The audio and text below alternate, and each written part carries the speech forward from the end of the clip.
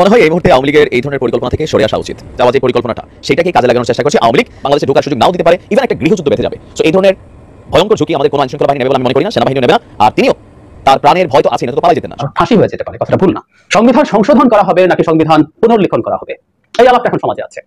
আমরা অন্তত সংবিধান নিয়ে যারা কথা বলছি, মোটা দাগে আমরা মনে করছি সংবিধান পরিবর্তন দরকার। যে সংবিধানটা এই মুহূর্তে আছে সেটা আসলে সংবিধান না। বিশেষ করে পঞ্চদশ সংশোধনীর পর শেখ হাসিনা এটাকে একটা ফালতু কাগজে পরিণত করেছে। দর্শক, মার্কিন যুক্তরাষ্ট্রে একটি অসাধারণ ব্যতিক্রমী ঘটনা ঘটতে যাচ্ছে, বলা যায় রীতিমতো কূটনৈতিক চমক। আর সেই চমকের অংশ হিসাবে নিউ ইয়র্কে অন্তর্বর্তীকালীন সরকারের প্রধান উপদেষ্টা ডক্টর মোহাম্মদ ইউনূসের সঙ্গে বৈঠক হতে যাচ্ছে মার্কিন প্রেসিডেন্ট। সম্মানিত দর্শক, আসসালামু আলাইকুম। নতুন একটা নিউজ ভিডিওতে আপনাদের জানাচ্ছি স্বাগতম। আজকের এই নিউজ ভিডিওতে আপনারা চাঞ্চল্যকর এবং খুবই ইন্টারেস্টিং গুরুত্বপূর্ণ বিষয়গুলো জানতে পারবেন। শেখ হাসিনাকে জো বাইডেনের কাছ থেকে চিঠি দিয়েছে। 26 তারিখে শেখ হাসিনাকে বাংলাদেশে এনে ফাঁসি দেওয়া হয় এমন তথ্য জানিয়েছে। আসল রহস্য এবং রোমাঞ্চকর তথ্যগুলো জানতে পারবেন। সেক্ষেত্রে নরেন্দ্র মোদী শেখ হাসিনাকে কেন এভাবে ফাঁসিয়ে দিচ্ছে সেই বিষয়গুলো দেখতে পারবেন আজকের এই ভিডিওতে। বেশি কথা না বলে আপনাদের বিস্তারিত ভিডিওতে নিয়ে যাবো। বিস্তারিত ভিডিওটি দেখার আগে একটা রিকোয়েস্ট, যারা এখন এই চ্যানেলটি সাবস্ক্রাইব করে রাখেননি, এই চ্যানেলটি সাবস্ক্রাইব করে দিবেন পরবর্তী ভিডিও সবার আগে পাওয়ার জন্য। প্রিয় দর্শক শ্রোতা, চলুন তাহলে এই ভিডিওতে লাইক দিয়ে বিস্তারিত ভিডিওগুলো মোবাইলের স্ক্রিন থেকে এরপর এক ধারাবাহিকভাবে দেখে আসি। ব্যতিক্রমী ঘটনা ঘটতে যাচ্ছে, বলা যায় রীতিমতো কূটনৈতিক চমক। আর সেই চমকের অংশ হিসাবে নিউ ইয়র্কে অন্তর্বর্তীকালীন সরকারের প্রধান উপদেষ্টা ডক্টর মোহাম্মদ ইউনূসের সঙ্গে বৈঠক হতে যাচ্ছে মার্কিন প্রেসিডেন্ট জো বাইডেন। বাংলাদেশের ইতিহাসে এই ধরনের বৈঠকের কোনো ঘটনা ইতিপূর্বে ঘটেনি। কেন এই কথা বললাম দর্শক, একটু যদি রিপোর্টটি মনোযোগ দিয়ে শোনেন তাহলে আপনারা বুঝতে পারবেন। এখানে ইতিমধ্যেই খবর এসছে যে এবার জাতিসংঘ সাধারণ পরিষদের অধিবেশনের ফাঁকে মার্কিন প্রেসিডেন্ট জো বাইডেন বাংলাদেশের অন্তর্বর্তী সরকারের প্রধান উপদেষ্টা নোবেলজয়ী ডক্টর মোহাম্মদ ইউনূসের সঙ্গে দ্বিপক্ষীয় বৈঠক করতে যাচ্ছেন। আবারও বলি, গত 3 দশকে বাংলাদেশের কোনো রাষ্ট্র বা সরকার প্রধানের সঙ্গে এমন বৈঠক কখনো হয়নি। সুতরাং এটি বাংলাদেশের জন্য একটি ব্যতিক্রমী এবং এই ঘটনার মধ্য দিয়ে বুঝতে পারছেন যে এই অন্তর্বর্তী সরকারের প্রতি মার্কিন যুক্তরাষ্ট্রের কি পরিমাণ দৃঢ় সমর্থন রয়েছে। আমি এর আগেও বারবার বলেছি যে বাংলাদেশ বিব্রত হয়, ডক্টর ইউনূস বিব্রত হন, এমন কোনো বক্তব্য, বিবৃতি বা পদক্ষেপ মার্কিন যুক্তরাষ্ট্র নেবে না। এর আগেও দেখেছেন যে নরেন্দ্র মোদী যেটা প্রকাশ করেছে, ভারতের পররাষ্ট্র দপ্তর যেটি প্রকাশ করেছে যে বাংলাদেশের আইন শৃঙ্খলা পরিস্থিতি এবং সংখ্যালঘুদের নিরাপত্তা নিয়ে মোদী এবং জো বাইডেন উদ্বেগ প্রকাশ করেছে। কিন্তু মার্কিন যুক্তরাষ্ট্রের হোয়াইট হাউস বা মার্কিন যুক্তরাষ্ট্রের প্রেসিডেন্টের পক্ষ থেকে এর এক বিন্দু বিসর্গ কিন্তু উচ্চারিত হয়নি। অর্থাৎ নরেন্দ্র মোদী বলেছেন, তিনি শুনেছেন, তিনি সেটাকে সেটাকে তিনি গ্রহণ করেননি। পরিষ্কার কথা। কেন করেননি? কারণ হচ্ছে তারা গভীরভাবে বিশ্বাস করে যে স্বৈরতান্ত্রিক সরকারের পতন ঘটেছে এবং ডক্টর ইউনূসের নেতৃত্বে বাংলাদেশে একটি অসাধারণ গণতান্ত্রিক সংস্কার সাধিত হবে, যার মধ্য দিয়ে বাংলাদেশে গণতন্ত্রের একটি নতুন যাত্রা শুরু হবে। এবং বাংলাদেশের এই গণঅভ্যুত্থান এবং নতুন গণতান্ত্রিক যেই যাত্রা, সেই যাত্রাকে মার্কিন যুক্তরাষ্ট্র দৃঢ়ভাবে সমর্থন করছে এবং গত 2 বছর থেকে তারা লাগাতারভাবে বাংলাদেশে সবার অংশগ্রহণে একটি নির্বাচনের জন্য তারা যে চেষ্টা চালাচ্ছিল, যেই চেষ্টাটা ব্যর্থ করেছে শেখ হাসিনা এবং তারপরে যে গণঅভ্যুত্থান, সেই গণঅভ্যুত্থানের ফলশ্রুতিতে ডক্টর ইউনূসের ক্ষমতা আসাকে সাদরে গ্রহণ করেছে। শুধুমাত্র তারা কূটনৈতিক ভাষার কারণে সেই বিষয়টি, তাদের সেই উচ্ছ্বাসটা আমরা জানতে পারছি না। কিন্তু ইতিমধ্যে দেখেছেন যে 2 সপ্তাহ আগে, 2 সপ্তাহ হয়নি, অন্তত 10 দশেক আগে মার্কিন যুক্তরাষ্ট্রের একটি শক্তিশালী প্রতিনিধি দল বাংলাদেশে এসছে এবং তারা জানতে চেয়েছে বাংলাদেশের কি কি দরকার, কি কি অর্থনৈতিক সহযোগিতা দরকার। তারা সেই সহযোগিতা জানতে চায়, তাৎক্ষণিক কিছু ঘোষণা দিয়েছে। সাথে সাথে ওয়ার্ল্ড ব্যাংক, এডিবি, জার্মান নানান সংস্থা তারা এখন অর্থ সাহায্য দিচ্ছে বা সহায়তা দিচ্ছে। এবং মার্কিন যুক্তরাষ্ট্রের প্রতিনিধি দল বলেছে তারা মার্কিন যুক্তরাষ্ট্রে যেয়ে নিজের দেশে গিয়ে তারা সার্বিক অবস্থা মূল্যায়ন করে আরও সহযোগিতার একটি দীর্ঘ কর্মপরিকল্পনা তারা সেটি অনুমোদন করবে। যাই হোক, আবার সেই খবরে আসি। সব ঠিক থাকলে নিউ ইয়র্কের স্থানীয় সময় 24শে সেপ্টেম্বর দুপুরে জাতিসংঘ সদর দপ্তরে বাংলাদেশ ও যুক্তরাষ্ট্রের শীর্ষ নেতারা বৈঠকে বসবেন। অন্তর্বর্তী সরকারের নীতি নির্ধারণী পর্যায়ের একটি সূত্র আজ শনিবার সন্ধ্যায় এই তথ্য নিশ্চিত করেছে। ঢাকা ও নিউ ইয়র্কের উচ্চ পর্যায়ের সূত্রগুলো জানিয়েছে, গত বৃহস্পতিবার বিকেলে ওয়াশিংটনের পক্ষ থেকে জাতিসংঘ সাধারণ পরিষদের অধিবেশনের ফাঁকে ইউনূস বাইডেন বৈঠকের বিষয়টি চূড়ান্ত করা হয়।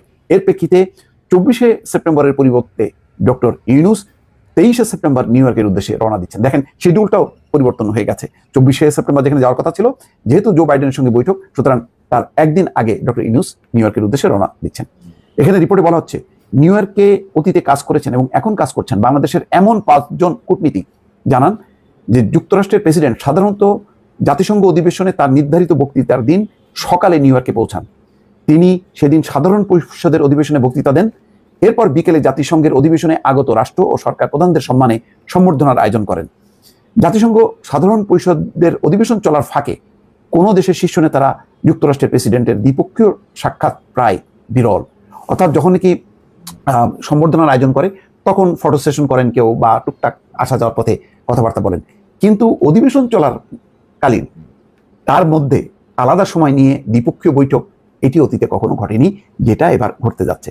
গত 3 দশকে জাতিসংঘের অধিবেশনের ফাঁকে বাংলাদেশের কোনো শীর্ষ নেতার সঙ্গে যুক্তরাষ্ট্রের প্রেসিডেন্টের কোনো বৈঠক হয়নি। বাংলাদেশের রাষ্ট্র ও সরকার প্রধানদের সঙ্গে সবসময় যুক্তরাষ্ট্রের প্রেসিডেন্টের সম্বর্ধনায় দেখা হয়েছে, কথা হয়েছে। নিশ্চয়ই দেখেছেন যে ওই সম্বর্ধনায় আগের প্রধানমন্ত্রী শেখ হাসিনা যখন গেছেন তাড়াতাড়ি সাইডে যে দাঁড়িয়েছেন, বাস একটা ফটো সেশন। এভাবে একের পর এক বিভিন্ন এই ধরনের যারা সরকার প্রধান হয় একটু দুর্বল চিত্তের তারা দাঁড়ান এবং একটা ফটো সেশন করেন। ওইটাকেই তারা নানাভাবে ব্যাখ্যা করার চেষ্টা করেন যে এটাই হচ্ছে দ্বিপক্ষীয় বৈঠক হয়েছে, 2 নেতার মধ্যে গভীর আলোচনা হয়েছে। ফুলিয়ে ফাঁপিয়ে যেভাবে বলার দরকার হয় সেভাবে বলা হয়, কিন্তু এবার কিন্তু অন্যরকম রীতিমতো একটা আনুষ্ঠানিক বৈঠক হবে ওই অধিবেশন চলার ফাঁকে। অর্থাৎ জো বাইডেন বক্তৃতা দেওয়ার আগে অথবা বক্তৃতা দেওয়ার পরে আলাদাভাবে একটি বৈঠক হবে। এটা ওই ভোজ সভায় যে সম্বর্ধনা দেবেন সেই সম্বর্ধনার এক ফাঁকে ডক্টর ইউনূসের সঙ্গে কথা বলবেন আরও 10 জনের মতন, তেমনটা না। অর্থাৎ এরকম বেশ কিছু বৈঠক হবে সাধারণ পরিষদের যে যখন অধিবেশন চলবে সেখানে নরেন্দ্র মোদীও সাথেও বৈঠক হতে পারে বা আরও অনেক দেশের সাথে হবে, কিন্তু ঠিক তাদের তালিকায় ডক্টর ইউনূস এখন অংশ নিতে যাচ্ছেন। অথচ দেখেন সাইড লাইনেই নরেন্দ্র মোদী পর্যন্ত ডক্টর ইউনূসের সঙ্গে বসতে যাচ্ছেন না, শুধুমাত্র একেবারেই মানে সংকীর্ণ মন মানসিকতার কারণে নরেন্দ্র মোদী ডক্টর ইউনূসের সঙ্গে বসতে অস্বীকৃতি জানিয়েছেন। তার খেসারত ভারতকেই দিতে হবে, এতে বাংলাদেশ ক্ষতিগ্রস্ত হবে, শুধু তাই না ভারতও ক্ষতিগ্রস্ত হবে এবং আরও চিহ্নিত হবে যে ভারত আসলে ওই আওয়ামী লীগ এবং শেখ হাসিনার এই বলয় থেকে এখনো বের হতে পারেনি। যাই হোক, নিউ ইয়র্কে ডক্টর ইউনূসের সঙ্গে জো বাইডেনের বৈঠকে তাৎপর্যের বিষয়ে জানতে চাইলে বাংলাদেশের একাধিক জ্যেষ্ঠ কূটনীতিক বলেছেন, গত 8ই আগস্ট অন্তর্বর্তী সরকার দায়িত্ব নেওয়ার পর যুক্তরাষ্ট্রের উচ্চ পর্যায়ের প্রতিনিধি দল 15ই সেপ্টেম্বর ঢাকা সফর করে গেছে। 2 সপ্তাহের মাথায় প্রেসিডেন্ট জো বাইডেন বৈঠক করছেন অন্তর্বর্তী সরকারের প্রধান উপদেষ্টার সঙ্গে। রাজনৈতিক পট পরিবর্তনের পর বিভিন্ন খাতের সংস্কার সহ বাংলাদেশের সামনের দিনের অগ্রযাত্রায় যুক্তরাষ্ট্র যেসব ধরনের সহায়তা করবে নিউ ইয়র্কের আসন্ন বৈঠক সেই ইঙ্গিত। সংবিধান সংশোধন করা হবে নাকি সংবিধান পুনর্লিখন করা হবে, এই আলাপটা এখন সমাজে আছে। আমরা অন্তত সংবিধান নিয়ে যারা কথা বলছি মোটা দাগে আমরা মনে করছি সংবিধান পরিবর্তন দরকার। যে সংবিধানটা এই মুহূর্তে আছে সেটা আসলে সংবিধান না, বিশেষ করে 15 সংশোধনী পর শেখ হাসিনা এটাকে একটা ফালতু কাগজে পরিণত করেছে। সে আলোচনা আমরা করবো। ইনফ্যাক্ট কমিশন তৈরি হয়েছে, আমাদের অনেকেরই চিন্তা আছে সংবিধান নিয়ে, আমারও চিন্তা আছে, সেই আলাপটা করবো। সংশোধন পুনর্লেখন পুরোটাই পাল্টে ফেলতে হবে, অনেকটুকু পাল্টাতে হবে নাকি কতটুকু পাল্টাতে হবে সেগুলো নিয়ে আলাপ করবো। তার আগে আরেকটা আলোচনা আজকে একটু করে রাখতে চাই, এটাও ইম্পর্টেন্ট, কারণ এই আলোচনাটা একটু ট্র্যাকশন পেয়েছে। কেউ কেউ বলছেন এই সংবিধান পাল্টানো দরকার, কারণ এটা যদি না পাল্টাই তাহলে যদি কোনোদিন শেখ হাসিনা বা আমাদের এই গণঅভ্যুত্থানের স্পিরিটের বাইরে কেউ বা শেখ হাসিনার হয়ে কেউ ক্ষমতায় আসে তাহলে আমাদের সবার কল্লা কাটা যাবে, আমরা সবাই ফাঁসিতে ঝুলবো। যারা শেখ হাসিনার এই শাসনের বিরুদ্ধে দাঁড়িয়েছিলাম, যারা শেখ হাসিনার বিরুদ্ধে অভ্যুত্থানে ছিলাম, তাদের সবার একটু দেখা দরকার এটা সত্য কিনা, এটা সঠিক কিনা। আমি একটা কথা শুরুতে বলে রাখতে চাই, সংবিধান পুনর্লেখন একদম নতুন একটা সংবিধানের চিন্তা হতেই পারে, তার জন্য এইরকম আলোচনার দরকার আছে কিনা, এটা আদতে কতটুকু সাবস্ট্যান্স আছে, এগুলো ভিত্তি তৈরি করা, যেটা চেঞ্জ না করলে কিন্তু আমরা সবাই ঝুলে পড়বো, ঠিক আছে কিনা সেটা। এটা ছাড়াও আরেকটা আলাপ এসেছে, সেটা হলো এই সংবিধান থাকলে শেখ হাসিনা পদত্যাগ করেনি, তার পদত্যাগপত্র কেউ দেখেছে কিনা, এই আলাপগুলো এসেছে এবং সেটা সুযোগ নিয়ে শেখ হাসিনা ম্যানিপুলেট করার চেষ্টা করছে, আওয়ামী লীগের লোকজনও একইভাবে কথা বলার চেষ্টা করছে। সো পদত্যাগ নিয়ে এর মধ্যে আমি কথা বলেছি, তাই কনস্টিটিউশন ধরেই কথা বলেছি, এরপর এটা আর বলতে চাইছি না। কিন্তু এখনকার যে আলাপটা সেটা নিয়ে একটু কথা বলি। শেখ হাসিনা যদি কাল ফিরে আসেন, ধরে নিলাম এক্সিস্টিং সংবিধানে সত্যি আমরা যারা গণঅভ্যুত্থানের পক্ষে ছিলাম, মাঠে ছিলাম, ন্যারেটিভ নিয়েছিলাম, কথা বলেছি, সবার ফাঁসি হয়ে যেতে পারে, কথাটা ভুল না। আমি একটু পড়ি সংবিধানের 7 ক, পুরোটা একটু পড়ি, আমাদের একটু জেনে রাখা দরকার। 7 ক এর 1 কোনো ব্যক্তি শক্তি প্রদর্শন বা শক্তি প্রয়োগের মাধ্যমে বা অন্য কোনো তুমি হাকিম হইয়া হুকুম করো, সর্প হইয়া দংশন করো, ওজা হইয়া যারো, পুলিশ হইয়া গ্রেপ্তার করো। গানটা আগে পিছে হয়ে গেছে, তবে আমাদের ভিডিওর প্রথমে আমরা একটা কুইজ খেলা আজকে খেলবো। এই চরিত্রটা পৃথিবীতে কোন রাষ্ট্রটির আছে যারা নিজেদের রাষ্ট্র ছাড়া সারা পৃথিবীতে বসবাসকারী বাকি রাষ্ট্রগুলোকে, বিশেষ করে মুসলিম রাষ্ট্রগুলোকে অস্থিতিশীল রাখার জন্য একটা দেশে 2টা টিম তৈরি করে, 2টা টিমের মধ্যে একটা টিমকে হালকা সাপোর্ট করে, আবার পরবর্তী সময় আরেকটা টিমকে সাপোর্ট করে, আর এতে ওই দেশে একটা ভেজাল লাগেই থাকে। ডক্টর মোহাম্মদ ইউনূস আমেরিকার খুবই মিত্রশক্তি বা খুবই পছন্দের একজন মানুষ, এটা আমরা সকলেই জানি। এখন তিনি ক্ষমতায় বসার পরে আজকে মার্কিন যুক্তরাষ্ট্রের উচ্চকক্ষের 4 জন সিনেটর, খুবই শক্তিশালী সিনেটর উচ্চকক্ষের, তারা যে চিঠি দিয়েছে এই চিঠিটা যদি আমরা একটু খোলামেলা দেখি, চিঠিটার শতভাগ যাচ্ছে আওয়ামী লীগের পক্ষে, চিঠিটার শতভাগ যাচ্ছে ভারতের প্রধানমন্ত্রী নরেন্দ্র মোদী ডক্টর ইউনূসের কাছে যেই কথাটা বলেছিলেন, বা ভারত প্রতিদিন তাদের সেনাবাহিনী প্রস্তুত করার জন্য যেই কথা বলেন, সংখ্যালঘু শব্দটা ইস্যু করে ভারত প্রতিদিন আমাদের হিন্দু ভাইদেরকে নিয়ে যে বক্তব্য দেন, এই চিঠিটা খোলামেলা যদি আমরা অ্যানালাইসিস করি, এই চিঠিটা টোটালি আমেরিকা পাঠাইছে কার জন্য? ভারতের পক্ষে। আর আওয়ামী লীগের পক্ষেই কিন্তু আমেরিকার এই অবস্থানটা যাচ্ছে। দর্শক, আপনার কি বলা যায়, 4 জন সিনেটর আমি যদি একটু দেখি, এদের নাম হচ্ছে, আজকে আপনার একটা চিঠি তারা প্রকাশ করেছে।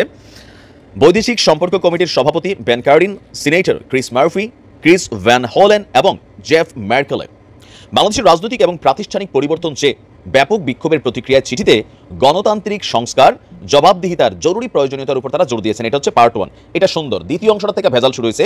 সিনেটররা হিন্দু সম্প্রদায়ের উপর হামলার জন্য, পাশাপাশি কক্সবাজারে আশ্রয় নেওয়া রোহিঙ্গাদের উপর হামলার জন্য দায়ীদেরকে জবাবদিহিতার আওতায় আনতে কঠোর আইন প্রয়োগ এবং দ্রুত পদক্ষেপ নেওয়ারও আহ্বান জানিয়েছেন। এই জায়গাটা থেকে শুরু হয়েছে তাদের এই চিঠির অ্যালার্জেটিক যেই অবস্থানটা আছে। এর পাশাপাশি আরেকটা অংশ তারা লিখছে যে বাংলাদেশে যখন অনেকে এই নতুন অধ্যায়টি উদযাপন করছে, তখন এই উদযাপনের একটি উল্লেখযোগ্য পরিমাণ সহিংস হয়ে উঠেছে।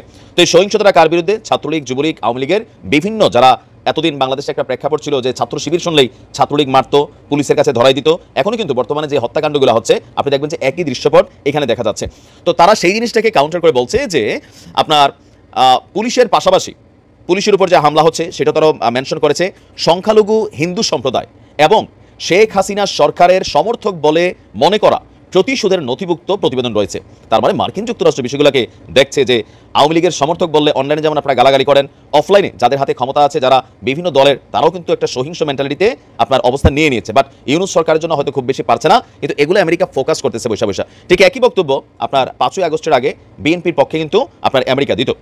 তো ফলস্বরূপ তারা বলছে যে দেশে আইন প্রয়োগের ফাঁকফোকর এবং হিন্দু সম্প্রদায়ের সদস্য, রোহিঙ্গার শরণার্থী সহ সহিংস হামলার মুখোমুখি হওয়া ব্যক্তিদের সুরক্ষার অভাব দিয়েছে। আমরা আপনাদের এই হুমকি এবং সহিংসতার ঘটনাগুলোকে গুরুত্বের সঙ্গে নেওয়ার আহ্বান জানাচ্ছি, ঠিক যেমন বাংলাদেশে আশ্রিত মিলিয়নেরও বেশি রোহিঙ্গা জনগোষ্ঠীর প্রতি সমর্থন অব্যাহত রাখার আপনার সাম্প্রতিক প্রতিশ্রুতির প্রতি আমরা প্রশংসা করি।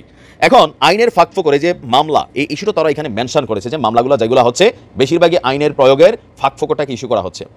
এখন হিন্দুদের নিয়ে দেখেন যেই বক্তব্যটা তারা দিছে। আচ্ছা, বাংলাদেশে আমি বরাবরই বলি, আমরা বাংলাদেশে 2টা টিম চিনি, বেশি হচ্ছে জয় বাংলা, এটা হচ্ছে বাংলাদেশ জিন্দাবাদ। এখন জয় বাংলা স্লোগানটা যেই দিচ্ছে, আওয়ামী লীগ ক্ষমতায় থাকাকালীন যারা জয় বাংলা বলে হিন্দু মুসলমান ডাজেন্ট ফ্যাক্ট সুবিধা নিছে, অন্যায় করছে, অত্যাচার করছে, সরকার পরিবর্তনের ফলে তারা কিন্তু বাটে পড়ছে। তো সেই বাটে পড়ার মধ্যে মুসলমানদের সংখ্যা আছে 99%, হিন্দু আছে 1%। বাট কোন হিন্দু?